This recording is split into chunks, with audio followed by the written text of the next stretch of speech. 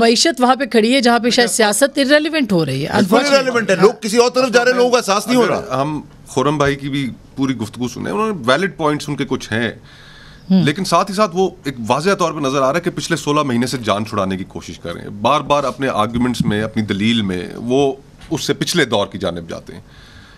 इस 16 महीने की कीमत अदा करनी पड़ेगी। ये अवाम के साथ जो गुजरी है 3.5 साल की, 3.5 साल की, अब देखें ना, ये हमारे बल्कि 2017 से लेकर जो हमारे यहाँ जो फंडामेंटल कॉन्ट्रडिक्शन है पॉलिटिक्स की, जिसका शिकार मुस्लिम लीग नून की हुकूमत हुई, मियाँ साहब हुए, इमरान खान साहब आज अगर पब्लिक के अंदर पॉपुलर हैं तो वो हमदर्दी की वजह से उनकी कारकर्दगी के ऊपर कोई बात नहीं कर रहा। तो हमारे मुल्क के अंदर प्रॉब्लम ही ये है कि जब आप लोगों को फैसला नहीं करने देते, अगर ये इलेक्शंस की तरफ हम बढ़ जाते तो उन इलेक्शंस में इमरान खान साहब को अपनी कारकर्दगी का हिसाब देना पड़ता। आज कारकर्दगी का सवाल कोई नहीं है, आज तो वो अवाम के सामने सियासी शहीद बने खड़े। हमें पॉलिटिक्स को रास्ता देना है और हमें सिस्टम पे एतबार करना है कि सिस्टम, ये इसी जमहूरियत हमारे साथ इंडिया में कंटिन्यूस चलती रही है और उसके नतीजे में वीड आउट हो गए। वहां पे एस्टेब्लिशमेंट भी इतनी मजबूत नहीं है, तो हमें जो फंडामेंटल कॉन्ट्रडिक्शन हरकतें ऐसी है ना कि हमारी एस्टेब्लिशमेंट मजबूत हो जाती है, कमजोर है ना, फाइल आके सामने रख देते हैं। ये देखें ना, इसमें मेरा इख्तिलाफ है। देखिए, अगर आप कमजोरी नहीं दिखाएंगे ना, कोई आपको ब्लैकमेल नहीं। अच्छा, बिल्कुल। अच्छा, मैं ये बात जो आपने वैलिड पॉइंट है, मैं आप मुकम्मल कर ले, फिर मैं और आपका भी मैं जवाब ले लेती हूँ। दूर करनी है, अगर मुल्क को हमने ठीक करना है तो सबको अपना काम करना पड़ेगा। हमारी जो फौज है वो अपने किरदार तक महदूद रहे, ना किसी की हिमायत करे, ना किसी की मुखालफत करे। आज भी रिग्ड इलेक्शन होंगे, कल भी। अदलिया सिर्फ और सिर्फ इंसाफ करे, किसी के कहने के ऊपर ये भी सच बात है। देखिए ना, ये भी रिग्ड इलेक्शन के हर कभी साफ हुए नहीं। जी खुर्रम साहब, जिसने कमजोरी नहीं दिखाई उसको अदलिया के जरिए, नाइंसाफी के जरिए निकाल कर बाहर फेंक दिया, फांसियां लगा दिया।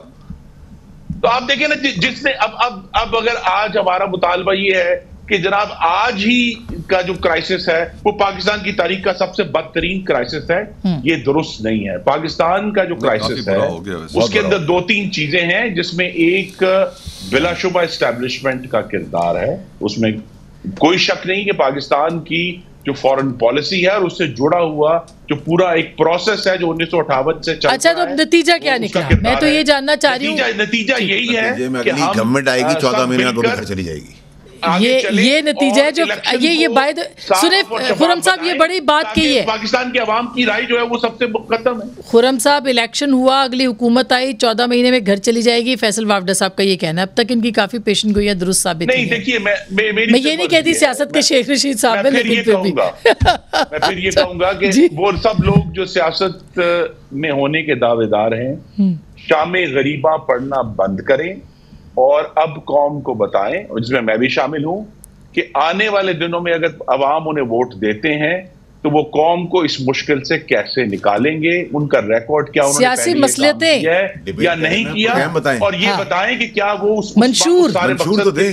मंशूर नहीं, मंशूर भी अपने मंशूर बहुत अहम है, लेकिन ज्यादा बात यह है कि किस लीडर को पाकिस्तान के अवाम ट्रस्ट कर सकते हैं कि वो अपने बच्चों का आने वाला रोजगार, उसकी खुशहाली, पाकिस्तान में जो खारजा पॉलिसी में आगे बढ़ना है, बड़े मुश्किल हालात है।